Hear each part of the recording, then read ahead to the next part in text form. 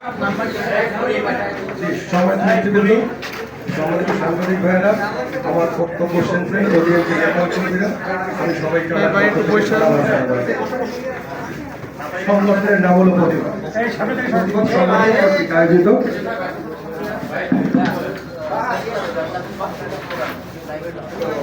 আজ অনুষ্ঠানে উপস্থিত আমার একসময় কি বলি আমার একান্ত কাছের বড় ভাই জনাব জয়নুল আবদিন খান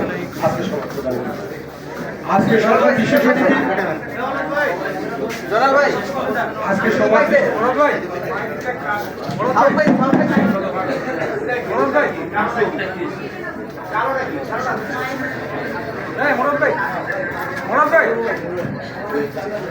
আজকে সবার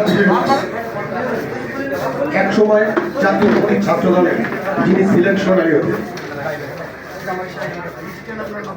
তো আমার ভাই উনি এক সময় জাতীয়তাবাদী স্বেচ্ছাসেবক দল সারা বাংলাদেশে যিনি একেবারে জাতীয়তাবাদী দল নিয়ে আসবে কেন্দ্রীয় নির্বাহী কমিটি বর্তমান স্বেচ্ছাসেবক সম্পাদক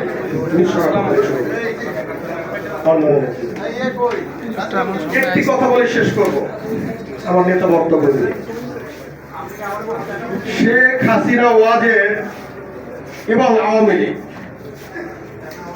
বাংলাদেশকে একটি লোককেই বাংলাদেশে ভয় পায়, সেই ব্যক্তিটাকে আপনারা জানেন? বিএনপির সিনিয়র ভাইস চেয়ারম্যান আমার নেতা জনাব তারেক রহমান। আপনারা জানেন 20 সালের এটা হবে 2015 সালে হাইকোর্টে একটি বেঞ্চে উনি রুল জারি করেছিলেন যে মিডিয়ার সামনে উনি কথা বলতে পারবেন না, কোন মিডিয়া তার নিউজ দিবেন না।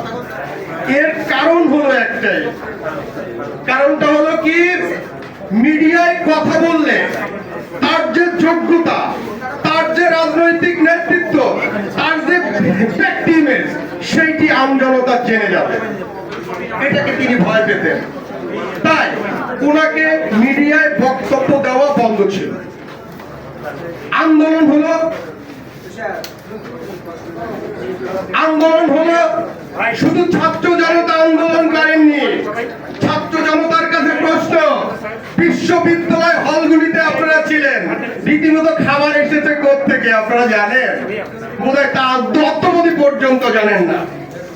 আন্দোলন শেষ হয়েছিল, আন্দোলনের পরে আবার 2-3 দিন পর আন্দোলন কিভাবে শুরু হলো তাও কিন্তু আপনারা জানেন না। তার কারণ হলো নেতৃত্ব দিয়েছিলেন আমার নেতা বিএনপি সিনিয়র ভাইস চেয়ারম্যান জনাব তারেক রহমান, যে মেসেজ বোধহয় এখনো আপনারা জানেন না। আমি একটি কথা স্পষ্ট বলে রাখবো, অচিরেই নির্বাচনী রোড ম্যাপ